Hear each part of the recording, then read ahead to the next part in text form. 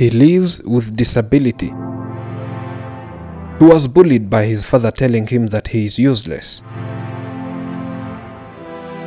But God blessed him with a wife who will never give up on him, no matter what different criticism by the society, telling the wife that he married the wrong guy.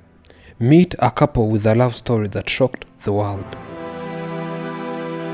We are all the same on the inside, no matter what we may look like outside. We are all the same if we are to be opened up.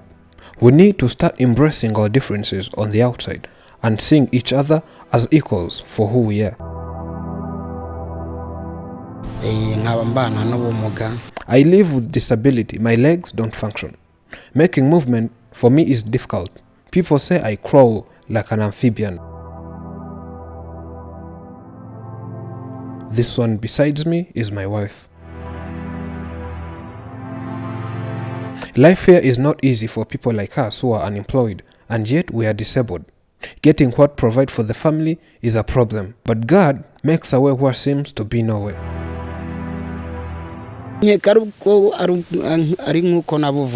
According to what my parents told me, for me, I think I was born with a disability because I grew up crawling like the way I do.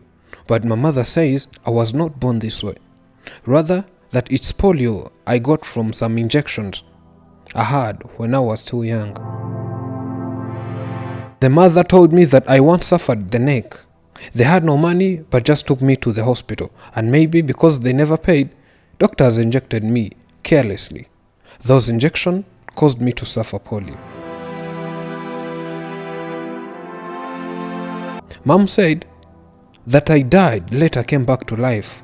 She said I resurrected with one part of the body and the other died. That happened when I had 2 to 3 years, the stage where a child is trying to stand and walk. Because before that I could try stand, but after coming from the hospital I had infantile paralysis. That's what happened, all because of poor injection, said my mother.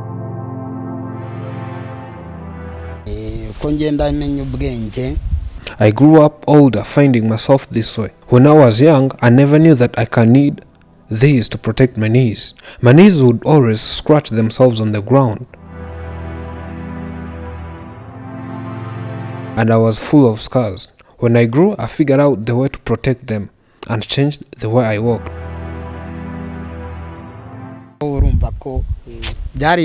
Since my childhood, having fun and playing with friends was always a problem. I would not enjoy playing with other kids to the fullest because they had legs. They could jump, run here and there, play football and enjoy. But for me, as long as I had no legs, sometimes I would just watch them play, be a fun. Yet deep inside, I feel like why I'm not able to join them.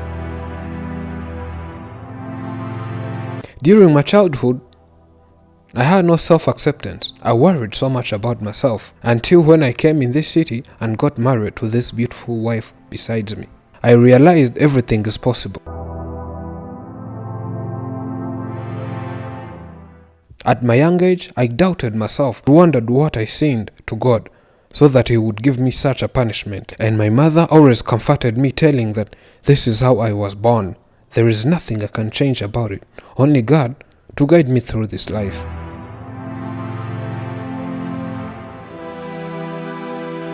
I grew up in a village. I had never met anyone disabled. I thought I'm the only disabled guy in the world. That's why I always asked God the reason why He forsaken me. But when I left my parents and started hustling so as to become a man, in so doing I went on meeting other disabled people.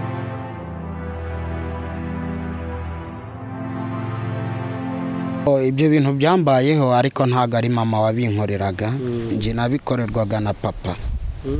My own father had always bullied me. Whenever he could find me at home, he would blame me for not doing different activities, including fetching, cooking, and so on. Yet by that time, I could not manage. He publicly told me that I'm useless. He would blame me in leaving me in one place and finding me in the same place again. And he would always quarrel with my mom.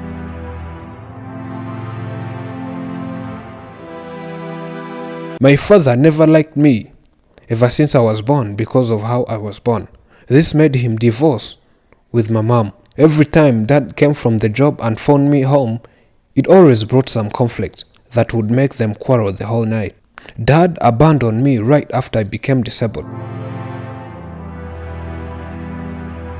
No one, not even a single soul, was proud to be by my side, and I was never given respect in the society. That made my face to be always distorted with rage. Dad persecuted Mom, and she had no option other than divorcing. Dad was never happy seeing me around. He always criticized my mom for producing me as if he did not take part in it. He would always fight with my mom just because of me. My dad would beat me for no reason. My dad favored my young brother so much, and he appreciated him that he would always give him praise for doing things I can't manage. Yet, I had no legs.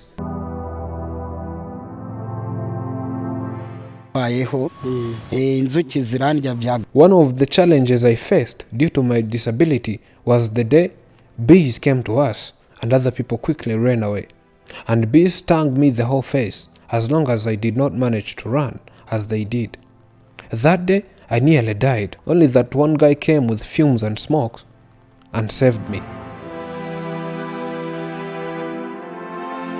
Due to the mistreatment I got, I decided to go away from home. I told Mom that whatever happened, if it's to die, I will die. But if it's to live, I will live. I won't stay with you forever. So I left that way. Time came when I grew and I could see there are things I could not manage, like washing my clothes, fetching water, and doing other activities. I thought of it, and the solution was my God-given beautiful wife. Though it wasn't easy. I never thought one can accept my proposal, but she did.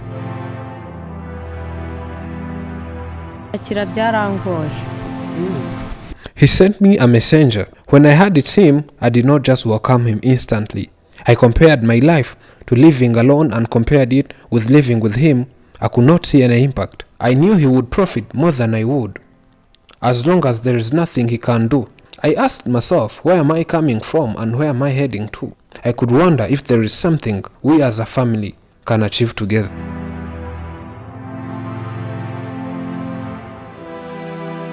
I worried about how going with him would look like as a couple, but later I changed my mind and said, why not? I looked at other disabled people and realized it's possible to live with him, and we ended up living together.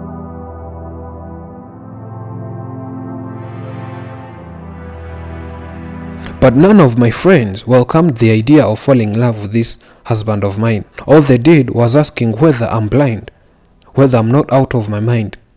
They said, how dare you live with someone who crawls like a snake? Are you not devaluating yourself?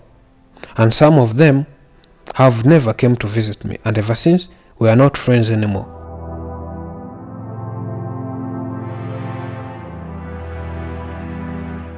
We lived together when we had almost nothing, and people would make fun of us. I was discouraged by everyone.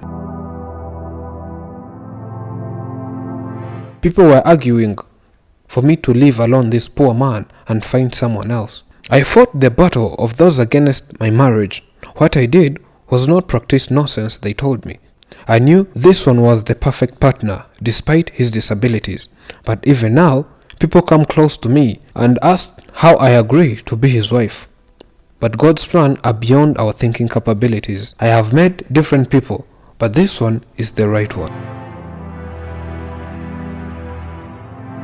Though we don't have a lot of money, though we don't have a lot of possessions, though we live under extreme poverty, but the greatest of all is that we love each other.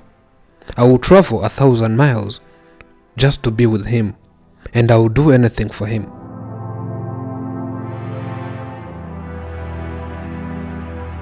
Most of my friends abandoned me because I got married to this husband. But no matter what circumstances, I will never give up on my husband. Our firstborn dropped out of school because we had no way of paying him school fees. The sad story is how intelligent he is in class and in real life. But it's a pity he is not schooling. We don't have any way of solving that.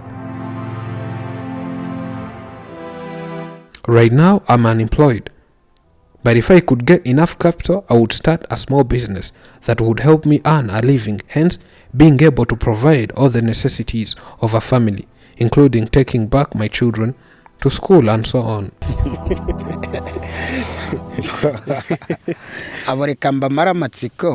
Most people wonder how we make love, yet I'm disabled. It's okay we make love, though my legs are disabled. My whole body functions well, and my organ has no problem. We have 3 children so far, so you understand everything is all good. The right of a man should be the same right of any man. Nobody should be treated different than another person, no matter what the situation is. We are all humans and we should all get the same treatment. Thank you for watching. This is Afrimax English, and I'm Elijah.